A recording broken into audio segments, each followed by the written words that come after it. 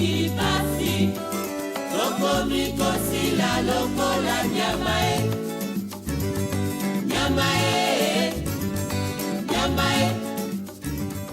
Bonsoir Pierre Mbemba. Bonsoir, bienvenue. L'actualité n'est pas très fournie cette semaine, n'empêche que nous puissions réfléchir sur les faits qu'on peut épingler par-ci par-là. Pierre Mbemba, il n'y a pas longtemps, Goma, 5 km de Goma pour certains, 10 km de Goma pour d'autres.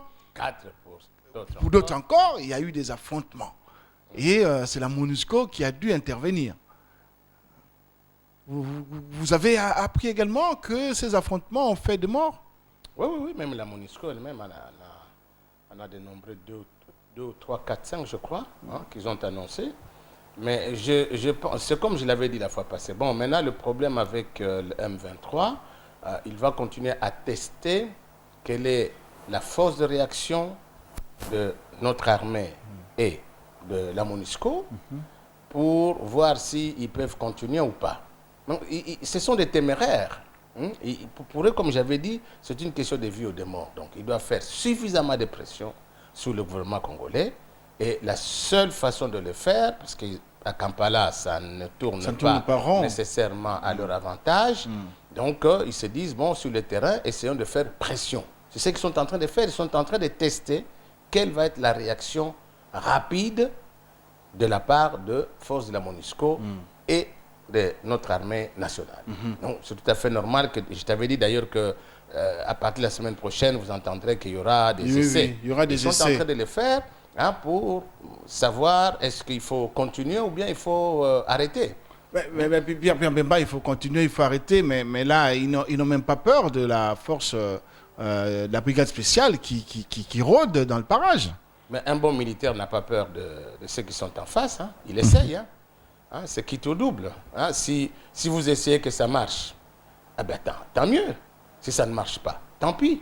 Ça c'est le vrai militaire, c'est comme ça qu'il travaille.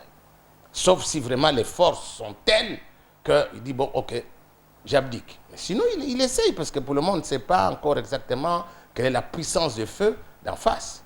Alors on essaie de tester. C'est ce qu'ils sont en train de faire.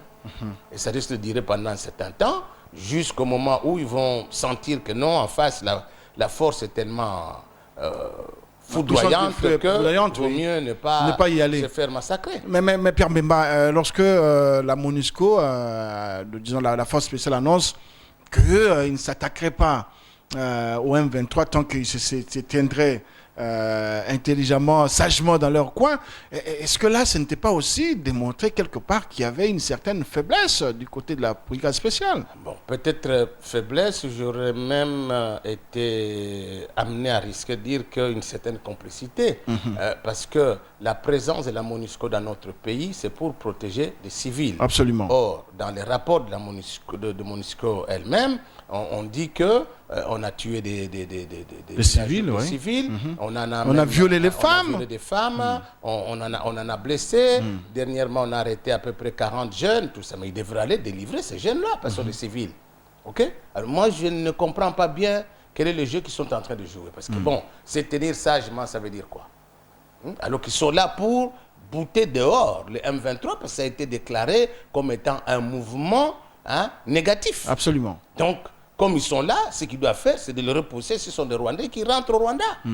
C'est ce que moi j'attends. Alors, si se regardent comme des chiens de faïence, moi ça m'inquiète un peu, parce qu'entre-temps, nous entendons d'autres bruits de bottes un peu plus loin au nord. Voilà, qui rentrent au Rwanda, et là vous me tendez la perche pour que j'aborde un autre sujet. Paul Kagame a fait l'objet d'un déballage en règle de la part de ses anciens collaborateurs, le général Kayumba et le chef de service secret, Pierre Mbemba.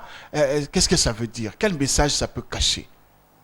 Bon, ça c'est la stratégie qu'utilise souvent l'Occident. Quand ils veulent se débarrasser de quelqu'un, quelle est la meilleure façon de pouvoir le couler que de pouvoir faire parler ceux qui étaient autour de lui. On les diabolise. On les diabolise. Mais bon, il y a déjà des livres qui sont sortis, il y a Carnage, Pierre Payan en a parlé abondamment, Preuve à l'appui. Bon, ce sont des choses qui sont connues, mais il a bénéficié d'une certaine hypocrisie dans ce qu'on appelle l'opinion internationale. Hein. Bon, on a voulu, certains se sont sentis un peu responsables, qu'on n'ait pas arrêté les massacres, ce qu'on a les génocides. appelé génocide. Bon, on a laissé faire, hein, entre autres la France et d'autres pays. Bon, maintenant qu'on sent qu'il y a le problème avec la RDC, on sent que lui ne comprend pas le langage, les appels de pied qu'on lui fait pour qu'il devienne un peu logique et plus normal. Comme il s'entête, bon, on commence à les déballer. C'est tout à fait normal. Mobutu, on avait fait la même chose. Ouais, hein. Donc, Mobutu a connu le même traitement. Oui, oui. Quand tu es trop fort, on cherche par tous les... Parce que les drames pour nous, les Africains, tous ceux qui tournent autour de vous, mais ils enregistrent, ils prennent des photocopies, Ils gardent des preuves. Ils gardent des preuves. Hein. Donc on le sait. Dans les livres de Pierre Payan, Carnage, c'est écrit noir sur blanc. Donc ce n'est pas... j'ai vu que maintenant on va l'amener à s'énerver. Or, ça fait depuis l'année passée qu'il commence à s'énerver. Hein? Il avait dit non, d'ailleurs, moi je ne comprends pas. Bon, moi je vais dire à Kabila que ces gens-là m'avaient demandé de te tuer. Oui. Il a perdu son sang-froid. Ah oui, il perd son sang-froid et c'est ça la technique. On va l'amener comme ça jusqu'à à le pousser contre le mur et il va s'écrouler. Hein? Et puis entre-temps, on est en train de chercher qui peut valablement les remplacer pour défendre les intérêts de ceux qui l'avaient placé. Est-ce que c'est pas déjà trouvé, c'est pas Jakaya Kikwete de la Tanzanie? Oui, déjà, l'escale, l'étape tanzanienne d'Obama, ça peut être un signal fort. Oui, d'accord. C'est-à-dire que Kikwete va être un élément qu'on va placer pour servir d'éclaireur. Okay? C'est le rôle qu'il va jouer. C'est pour ça qu'on les consulte. L'Afrique du Sud aussi. Okay? Mais ce qui se prépare, c'est quoi? Si Kagame ne comprend pas, eh ben, il faut le neutraliser. Donc, on prépare déjà le pion qui doit pouvoir le remplacer. Hein? Ils ont toujours travaillé comme ça, mais malheureusement, les Africains ne comprennent pas. Est-ce que Pierre Mbemba les glaçonne déjà? À mon avis, oui. La précipitation maintenant des événements prouve qu'il y a déjà des choses... Parce que c'est ce que je veux. On va le pousser jusqu'il aille contre le mur. Et après, on va le laisser tomber. Si tu es contre le mur, tu vas où? On va où, oui. Hein? Donc, tu tombes. Et ça ne saurait tarder. Mais est-ce que la chute de l'Albatros ne fera pas plus de dégâts que le maintenir comme il est là? Bon, ça dépend, oui et non. Si, entre-temps, nous, Congolais, nous prenons conscience que nous pouvons libérer notre pays et que les réformes essentielles sont menées pour essayer de contenir ce qui a fait que nous sommes devenus faibles, il y a moyen. C'est nous qui sommes le plus forts. Mais nous sommes affaiblis à cause de notre inconscience. Mais je pense que maintenant, on est en train progressivement de prendre conscience qu'il y a danger à la demeure. Oui. Eh bien, si nous nous organisons comme il faut, c'est nous qui devons régler ce problème. C'est nous. Donc pour moi, il n'y a pratiquement pas un danger. Et nous devons pousser maintenant, appuyer sur le bouton que tous les pays limitrophes doivent être démocratisés. Tous les pays limitrophes doivent parler avec tout le monde. Comme avec leurs oppositions. Avec leurs oppositions, parce que nous parlons de démocratie. Toute démocratie, il y a l'opposition. Il faut prendre langue avec l'opposition, il faut discuter. C'est ça d'ailleurs qui crée une dynamique démocratique. Donc c'est important. Chercher à les museler, c'est qu'on tend vers la dictature. Et personne ne veut de la dictature aujourd'hui. Personne ne veut de la dictature aujourd'hui. Mais Pierre Mbemba, est-ce que vous nous faites voir également qu'on peut tirer le drap de notre côté par rapport à cette situation? Est-ce que la guerre des successions de Kagame, je veux dire, le leadership au niveau de la sous-région, ne fera-t-elle pas plus de dégâts aussi à ce niveau-là? Mais je ne pense pas. Tout dépendra de la prise de conscience des Congolais. C'est nous qui sommes naturellement la locomotive, hein, le leader. C'est nous qui devons cesser de faire des discours, nous devons prendre des stratégies d'action, nous devons agir et c'est nous qui devons dominer ces gens-là. Hein? Même moi, quand on parle de CIRGL, on parle de CPGL, il faut, et ça c'est une réalité géopolitique, dans tous les pays du monde, il y a une puissance ou deux qui essayent d'entraîner les autres. Mais ici, il n'y a que nous. En Afrique centrale, il n'y a que nous. Donc si le Congo prend conscience de son rôle et que son peuple comprenne que nous avons mission Parce que beaucoup de gens l'ont dit. Frantz Fanon, Lumumba, Kabila Père, etc. Et c'est vrai, c'est la réalité. Les autres, des gens comme Sarkozy sont venus, ont dit la même chose. François était ici, a dit la même chose. Nous sommes la locomotive. Parce que nous avons l'avantage d'avoir tous les atouts. On a une population importante, intelligente. Nous avons les matières premières. Nous avons l'intelligence.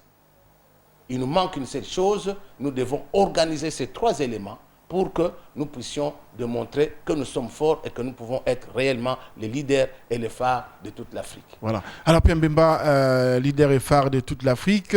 Dans l'entretemps, Pierre Mbemba, on a enregistré il n'y a pas longtemps des nominations au sein des FRDC.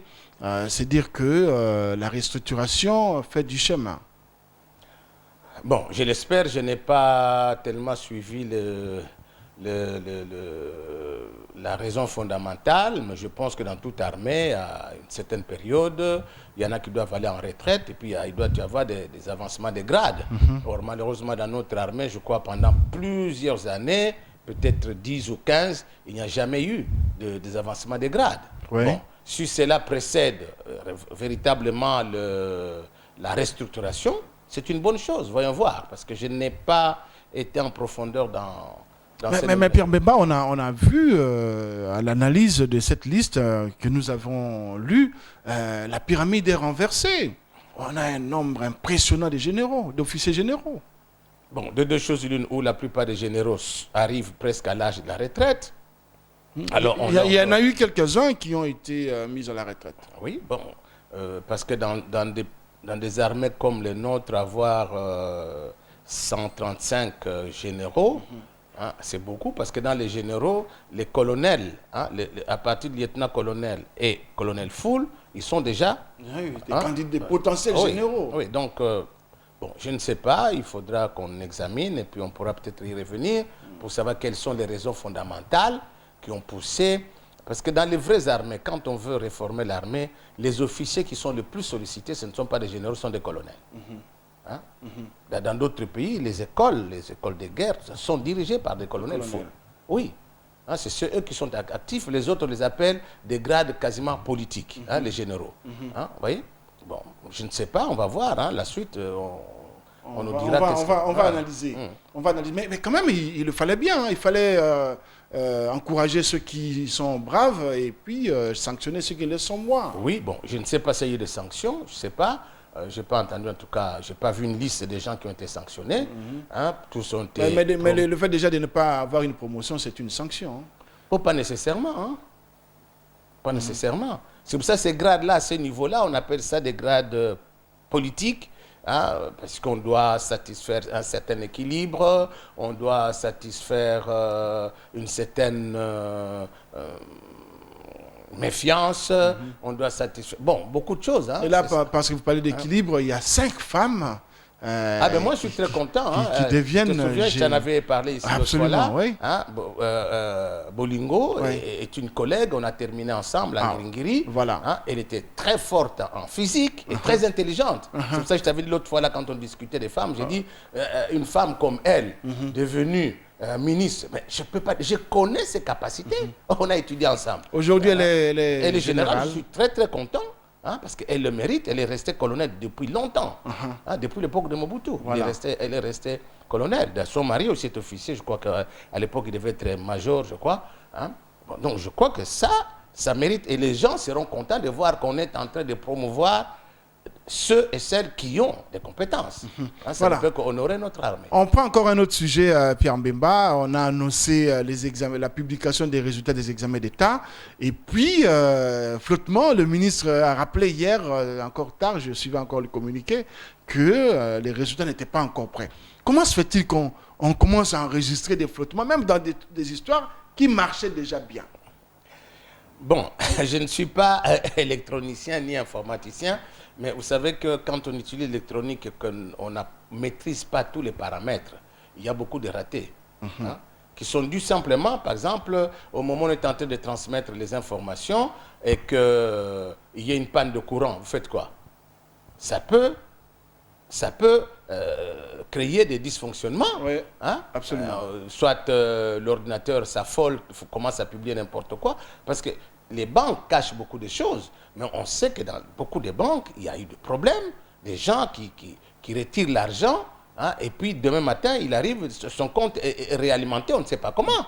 Hein? Parce que bon, une machine, c'est une machine. Une machine. Hein? Hein? Donc, je pense qu'il y a eu, on a commencé, puis on a constaté qu'il y avait quelque part de couac. Alors, il vaut mieux arrêter, parce que sinon, on va publier des résultats. Quelqu'un qui n'a pas réussi, tout d'un coup, a réussi. Demain, vous allez lui dire qu'il n'a pas réussi, ça devient une catastrophe. Une catastrophe, oui. Hein, je crois que c'est une prudence, c'est une sagesse d'avoir arrêté ça à temps pour éviter des catastrophes. Là, on a confondu rapidité et précipitation. Malheureusement, parfois, ça arrive, surtout dans les domaines techniques. On n'a pas la maîtrise totale de ces choses. De ces choses-là, on n'a pas toujours la maîtrise totale. Revenons en politique, Pierre Mbemba, c'était une digression. Revenons en politique, excusez-moi. Il y a le conclave de l'opposition qui se tient, hein, en prévision des grandes concertations nationales voulues par le chef de l'État et par l'ensemble de la population, il faut le reconnaître, les grandes concertations. Mais là, l'opposition, il va en ordre dispersé. On le savait, on le redoutait, et là, c'est consommé. Il y a un camp qui se crée avec Léon Kengo Adondo et Kaméré, et un autre camp avec l'UDPS institutionnel, parce que l'UDPS aussi a plusieurs tentacules, l'UDPS institutionnel et le MLC, et puis l'UDPS radical, qui n'est pas partie prenante. Mais ça fait désordre, Pierre Mbemba. Parce que, dit-il, ils sont au gouvernement. Ils ont leur gouvernement, donc ça les concerne. Oui, ils sont dans une autre logique. Bon. Hein. Bon, disons que si nous voyons les choses d'une façon démocratique, c'est tout à fait normal, parce qu'en démocratie, on peut avoir des fractions, hein, qui pensent autrement, et les autres qui pensent aussi autrement. Bon, parce que vous parlez de l'opposition. Il y en a peut-être qui sont d'accord de pouvoir parler, de dialoguer, de participer. Ils posent leurs conditions. Les autres estiment qu'ils sont pas suffisamment, ils n'ont pas suffisamment de garanties. Ils se disent, voyons voir. Et puis les autres qui sont tout à fait radicaux, qui considèrent que ces affaires-là ne les concernent pas, bon, c'est tout à fait normal. Nous sommes en démocratie, nous devons apprendre à accepter ce genre de situation. On ne peut pas avoir de l'unanimisme comme quand on était dans le parti unique. Oui. Parce que même au sein de la majorité, hein, il y a parfois l'unanimité de façade. Oui. En réalité, souvent des façades. Il y a des frictions, il y a des bousculades, et tout ça. C'est la démocratie. Chacun a sa façon de transpirer, de respirer, de concevoir, de comprendre, de se projeter. Je pense qu'on doit, c'est un exercice auquel nous devons nous habituer progressivement si nous voulons tendre vers la démocratie, parce que la démocratie, c'est un régime de responsabilité, des devoirs, des obligations. Il faut que chacun puisse chercher la voie. Hein. C'est peut-être le revers de la démocratie. Et là, le ministre Mende avait révélé que des tractations seraient très avancées entre la majorité et l'opposition. Mais c'est tout à fait normal. Vous savez, les politiciens, ce sont des drôles d'animaux. Hein. Il y a ceux qu'ils disent le jour et ceux qui ne disent pas le soir. Hein? La politique, c'est l'art du possible. Donc il faut, hein, pour des raisons stratégiques, on essaie de montrer au peuple que bon, voilà, nous c'est comme ça, mais demain ces gens ne se gênent pas. Hein, une fois qu'il est nommé, qu'il est placé, il trouve que c'est tout à fait normal. Il a tiré son épingle du jeu, donc il n'a pas de compte à rendre aux gens. Hein? Je pense que ce qu'il a dit, c'est tout à fait normal. Comme ça peut être aussi une stratégie pour faire comprendre aux autres que bon, il faut venir. Nous sommes prêts à parler. Hein? Il faut tout prendre avec beaucoup de tact. Et puis le prendre par le bon bout. Hein? Oui. Souvent. Mais moi, je pense qu'on doit se parler parce que le pays n'appartient ni à l'opposition ni à la majorité. Le pays appartient aux Congolais. Bon, malheureusement, les politiciens se donnent un peu trop d'importance. Hein? Il crée son parti, il veut obliger les gens, et puis demain, lui devient le potentat qui dicte tout, qui commande tout. Non. Hein? C'est pour ça, maintenant, il faut que le peuple, moi j'en appelle au peuple, de prendre ses responsabilités en main, car celui qui vote, c'est lui qui est les mandants, il leur donne le mandat, ils sont nos mandataires, Donc les mandataires ne peuvent pas tout le temps nous obliger à faire ce que eux veulent. Alors, Pierre Mbemba, on voit quand même, ça bouge du côté de l'opposition, donc dans la classe politique, mais curieusement, du côté de la société civile, c'est comme s'ils ont été assommés par la nomination de l'abbé Apollinaire Malou Malou, la désignation de l'abbé Apollinaire Malou Malou, et là, ils sont devenus quasiment à fond. Bon, j'ai entendu un peu de la voix. Hein. Il y a la nouvelle société civile qui a donné son point de vue.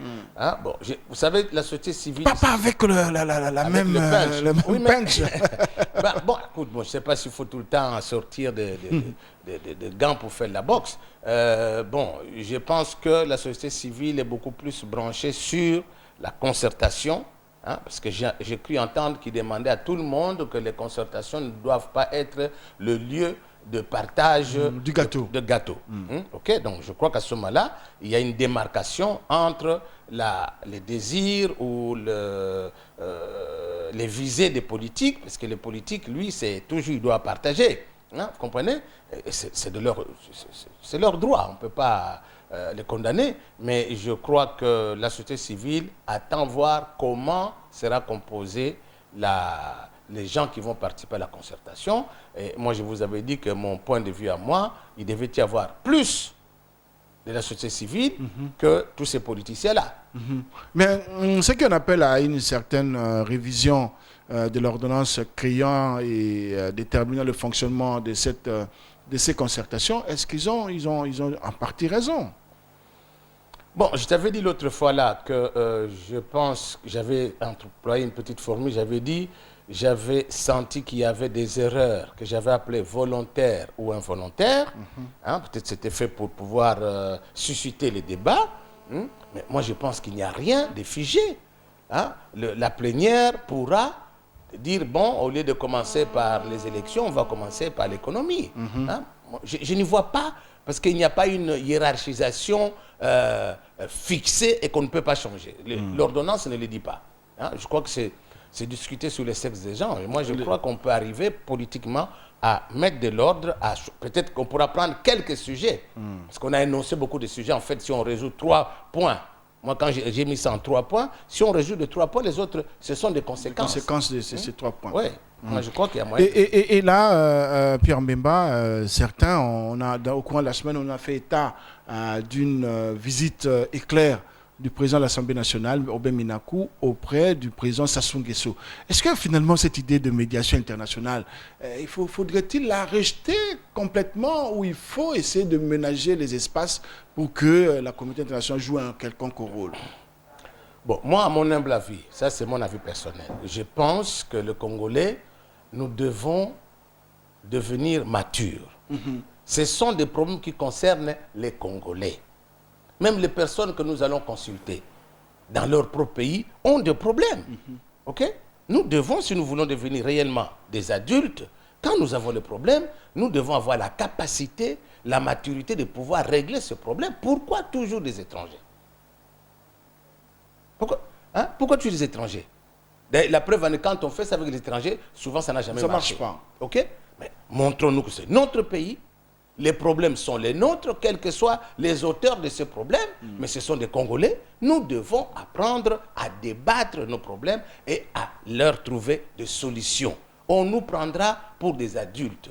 Sinon, nous serons toujours des petits bébés qui ont besoin des parrains, qui ont besoin de soutien. Et je ne pense pas que ce soit une bonne chose pour l'image de la République démocratique du Congo, qui veut devenir demain le leader de l'Afrique. Une puissance. Une puissance. Il faut que nous le montrions. Vous avez vu, les États-Unis allaient demander le Conseil des ordres de la Belgique pendant presque 1 an et demi. Ils n'ont pas eu de gouvernement. Mais ils se sont arrangés, ils ont consulté, hein, et puis ils y sont arrivés aujourd'hui. Ça fonctionne.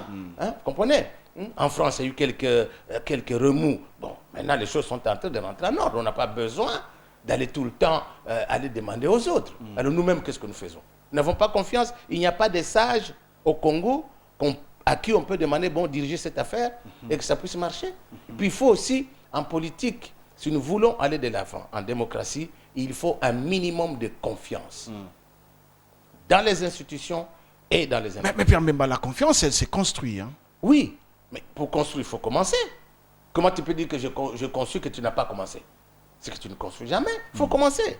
Hein? Il n'y a pas, dans la vie, on a des problèmes. Aujourd'hui, moi, quand on parle de concertation, je rigole un peu en sociologue, en formation. Hein? Bon, les gens croient que quand on aura fait ça, on aura trouvé des solutions à tous les problèmes. Faux. Peut-être au moment où on aura terminé, il y aura d'autres problèmes qui vont surgir. Qui vont surgir et que vous n'avez pas prévu. Ici, je crois que ce qu'on recherche, c'est de trouver un minimum qui puisse mettre tout le monde d'accord que nous pouvons aller avec ce package pour aller vers la construction de notre pays. Mais dans 2 ans, dans 3 ans, les solutions qui auront été proposées pourraient être totalement dépassées pour mille et une raisons. Parce que les facteurs qu'on ne domine pas, c'est l'homme.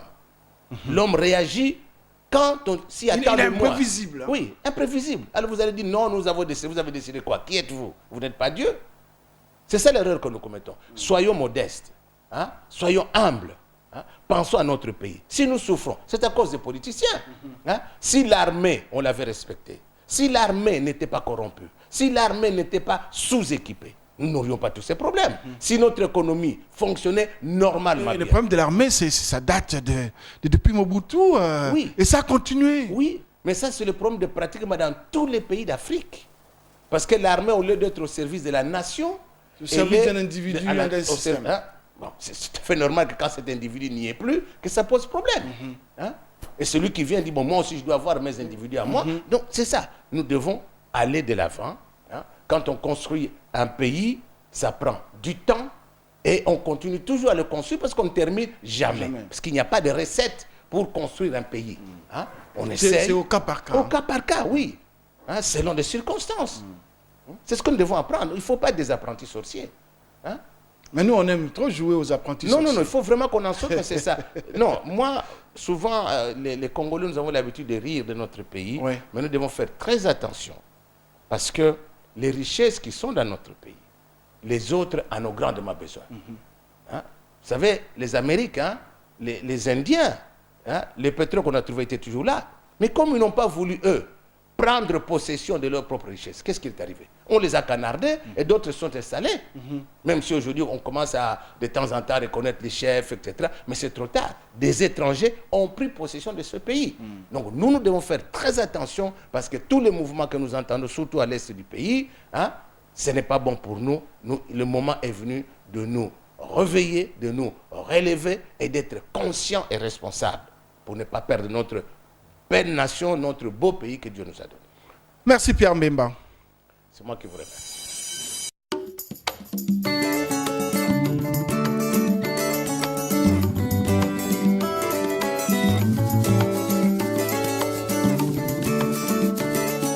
Salamingi, mokili pasi, tokomi kosila lokola nyama e. Salamingi, mokili pasi, tokomi kosila lokola nyama.